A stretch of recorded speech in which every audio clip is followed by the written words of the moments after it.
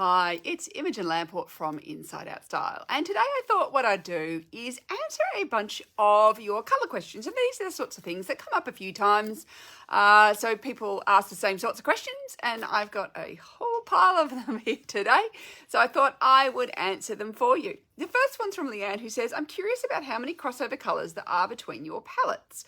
That is, how many are shared between them. So there's not specific colours that are shared exactly the same between palettes. In fact, when I select the colours for the palettes, every palette has a slightly different variation of colours. But there are colours that we call universal colours that do cross over between palettes. So there is a version of that colour in every palette. And these colours are the colours that have a little bit of warm and a little bit of cool in them. That is, we make them by adding both blue and potentially a bit of yellow or red in them. And that is why they are crossover colours. So what they are is these colours. So they are our red violets, because to make a red violet's a warmer purple. So it's got a blue base, but then we're adding a whole lot of red, which adds an element of warmth to them, and that makes it a warmer violet.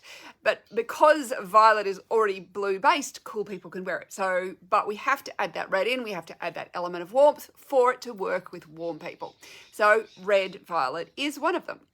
But you'll notice that there's darker, lighter, versions, brighter, more muted versions, depending on which palette you are. So they're not exact crossovers.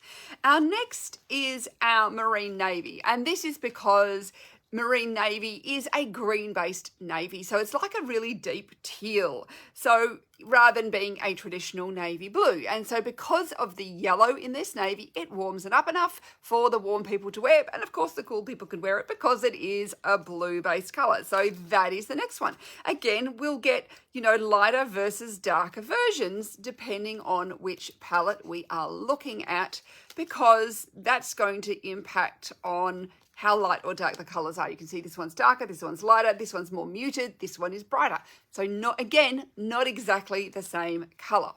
And then our third colour, we get into the turquoises and teals. So turquoise blue is the warm version of blue, so cyans and turquoises, but you might notice that these ones are slightly more green than these ones, and that's because to get that bit more warmth, there's a little bit more yellow in that turquoise.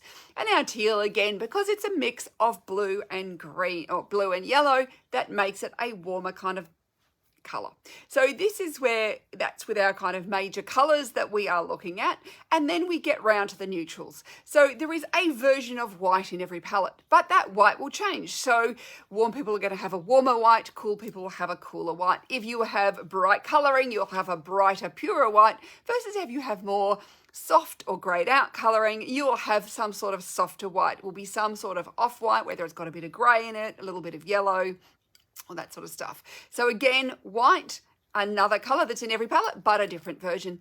And then the other colours we have is the warmer greys, which can go across the warmer and the cooler as well, because the warmer greys have a bit of yellow or green in them, and that warms up that grey colour, so it makes it wearable by the warm people. But because grey is essentially we see it as a more cool colour overall, usually some cool people can wear some sort, there are greys in every palette. It's just the warm ones have to be in the warm palette. So they're really our kind of crossover colours. There is a version, but of course how light, how dark, how bright or smoky the colour is will depend overall on the full palette.